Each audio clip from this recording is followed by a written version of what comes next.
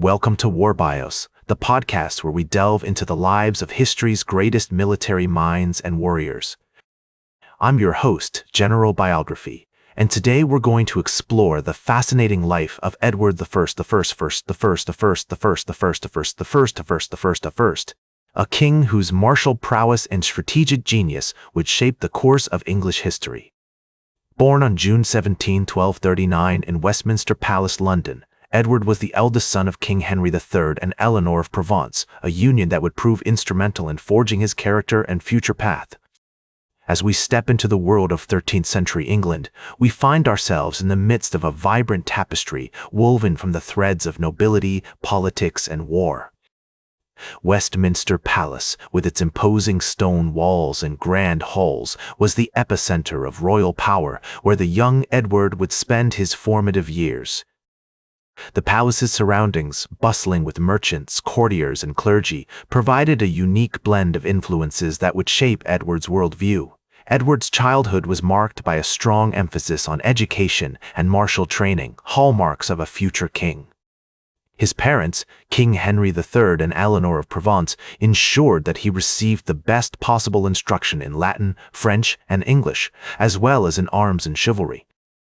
The young prince's days were filled with lessons from esteemed tutors, such as the renowned scholar Robert of Sorbonne, who would later become a key advisor to Edward. The year 1254 marked a significant turning point in Edward's life, as he married Eleanor of Castile, a union arranged by his father to secure an alliance with the Kingdom of Castile. This marriage would prove to be a happy and fruitful one, producing several children, including Alfonso, Eleanor, and Joan. The union also cemented Edward's ties to the Iberian Peninsula, laying the groundwork for future military campaigns in the region. As Edward entered his teenage years, he became increasingly involved in the affairs of state, often accompanying his father on official visits and ceremonies. In 1255, Edward attended a grand tournament at Blyth, where he participated in jousting competitions and demonstrated his growing martial prowess. Such events not only honed Edward's combat skills, but also provided opportunities for him to forge relationships with other nobles and knights, who would later become key allies in his military endeavors. The historical context of Edward's early years was marked by significant events that shaped his character and future path. The Second Barons' War, which began in 1264, saw Edward's father, King Henry III, clash with rebellious barons led by Simon de Montfort. Although Edward did not play a direct role in the conflict, he likely witnessed the turmoil and instability it brought to England, fostering his determination to strengthen the monarchy and assert its authority. As we explore the early life of Edward I, we find a young man shaped by his family, education, and surroundings, a prince poised on the threshold of greatness. His experiences, influences, and relationships during this period would lay the foundation for his future achievements, from his crusades to his conquests. The seeds of his future greatness have been sown, and the journey ahead will be marked by triumphs and challenges that will test his mettle as a leader and a warrior. One of Edward's most notable accomplishments was his invasion of Wales, which began in 1277. The Welsh prince, Llywelyn ap Gruffudd, had been resisting English rule, and Edward saw an opportunity to assert his authority and expand his kingdom. The campaign was marked by a series of brutal battles, including the Battle of Aberconwy, where Edward's forces defeated the Welsh army. The conquest of Wales was a significant achievement for Edward, as it secured a vital border region and provided a strategic foothold for future military campaigns. Edward's military successes were not limited to Wales.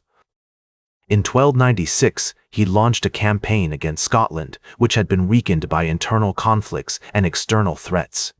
The English army, led by Edward, marched into Scotland and defeated the Scottish forces at the Battle of Dunbar.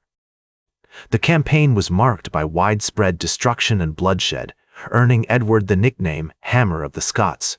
The conquest of Scotland would prove to be a lasting legacy for Edward, as it secured English control over the region for centuries to come. In addition to his military campaigns, Edward is also remembered for his administrative reforms. He established a robust system of government, which included the creation of a powerful parliament and a network of local officials. The Parliament, known as the Model Parliament, was a representative assembly that brought together nobles, clergy, and commoners to advise the king on matters of state. This innovation in governance helped to consolidate Edward's power and provided a framework for future monarchs to build upon. Edward's reforms also extended to the realm of law and justice. He established a standardized system of laws which applied equally to all subjects, regardless of social class or status. The Statute of Mortmain, passed in 1279, restricted the ability of nobles to grant land to the church, thereby limiting the power of the clergy and promoting the interests of the crown. These reforms helped to establish a more efficient and equitable system of justice, which would have a lasting impact on English society. Edward's military campaigns and administrative reforms were driven by a strong sense of duty, ambition, and loyalty. He was a complex and dynamic individual, capable of great cruelty and great kindness. His relationship with his wife, Eleanor of Castile, was particularly significant as she provided emotional support and counsel throughout his reign. The couple's marriage was marked by a deep affection, and Edward's grief at her death in 1290 was palpable. As we explore the life of Edward I, we find a king who was driven by a vision of English greatness. He was a master strategist, able to balance competing interests and navigate complex webs of alliances and rivalries. His military campaigns and administrative reforms helped to establish England as a major power in medieval Europe, and his legacy would be felt for centuries to come. In conclusion, Edward I's achievements were marked by a combination of military prowess, strategic genius, and administrative innovation. He was a king who left an indelible mark on English history, shaping the course of the nation and establishing a lasting legacy. In the final years of his reign, Edward I faced significant challenges, including a series of costly wars with Scotland and France. The Scottish Wars, which had begun in 1296, continued to drain England's resources, and Edward's attempts to assert his authority over the region were met with fierce resistance. The Battle of Stirling Bridge in 1297, where the English army was defeated by the Scots, marked a significant turning point in the conflict. Despite these challenges, Edward I remained committed to his vision of English greatness. He continued to implement administrative reforms, including the establishment of a standardized system of weights and measures, which helped to promote trade and commerce throughout the kingdom. The Statute of Quia Emptores, passed in 1290, restricted the ability of nobles to sell land to the church, thereby limiting the power of the clergy and promoting the interests of the crown. Edward's relationship with his son, Edward II, was also a significant factor in the final years of his reign. The young prince had been appointed as the regent of England during his father's absence on military campaigns, but he proved to be ineffective and indecisive. The tension between the two Edwards would ultimately contribute to the end of the Plantagenet dynasty. Edward I's health began to decline in the early 1300s, and he died on July 7, 1307, while on a military campaign against Scotland. His legacy was complex and multifaceted, marked by both significant achievements and brutal suppression.